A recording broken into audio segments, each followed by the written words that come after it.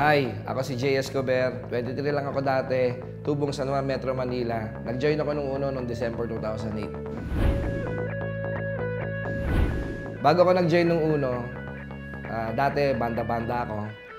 After kong magbanda, nag-call center ako. Ang unang impression ko sa nung time na nakita ko siya, hindi siya yung tipong malakas ang impact kasi naiisip ko pa rin yung mga bagay na gusto ko. So, sabi ko, wala na akong ibang pwedeng kapitan. Siguro ito na lang yung chance ko. Nung una, ang naisip ko, baka sakali, ito na yung pagkakataon ko, ito na yung chance ko para maiahon ko yung pamilya ko sa isang magandang buhay na katulad ng nangyayari na ngayon. Hindi kasi lahat ng kinausap ko naniniwala sa mga ginagawa ko. May mga tao akong nilapitan, minsan pa nga kung sino pa yung malalapit sa'yo, sila pa yung yung parang hindi naniniwala sa ginagawa ko. So kung ano yung mga bagay na pinagdadaanan ng mga bago ngayon, yun din yung pinagdadaanan ko. Dumating sa punto, nagko-commute na rin ako. Dumating sa punto, wala na rin akong makain. Ayokong dumating sa punto na mapunta sa baliwala yung bagay na sinubukan ko. Ang buhay ko, kung hindi ako nag-uno, malamang yung dating ginagawa ko, rock and roll pa rin. Walang pakialam sa buhay, hindi buhay ang pangarap, hindi nakakaisip na tumulong sa pamilya.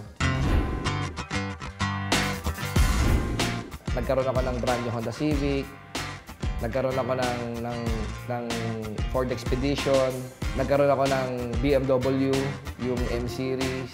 Ngayon, ang pinakabagong kotse ko, yung Lincoln Navigator naman. After ng Lincoln Navigator, yung pinapangarap ng bawat tao na magkaroon ng magandang silungan na pwedeng tirhan, ngayon nakabili rin ako ng sarili kong house.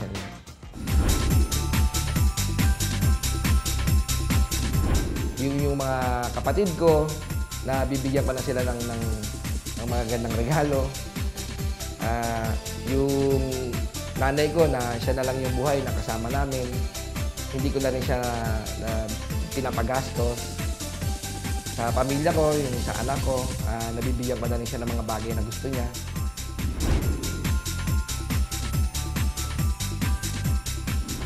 Malaking part kasi sa buhay ng isang tao, yung anak niya, yung pamilya niya na lahat ng bagay na maganda, maibigay mo sa kanya. Lahat ng bagay na masarap, mataranas mo sa kanya.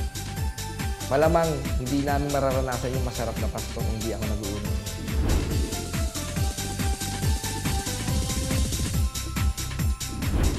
Ngayon, yung peace of mind, siguro yun yung bagay na gusto kong gawin na makita mo, yung pamilya mo, masaya sila.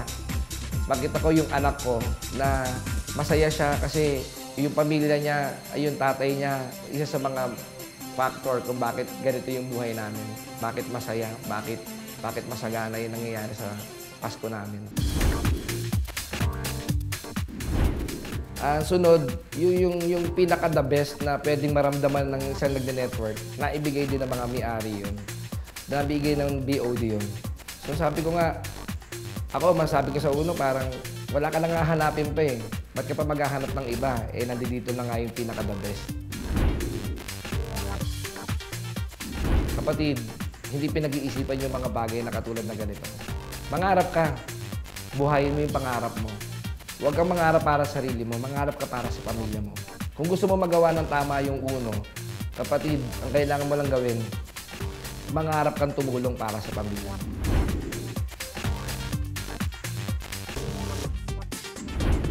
Siguro, hindi mo pa alam yung mga bagay na gusto mo para sa buhay mo. Kaya nagdadalawang isip ka pa.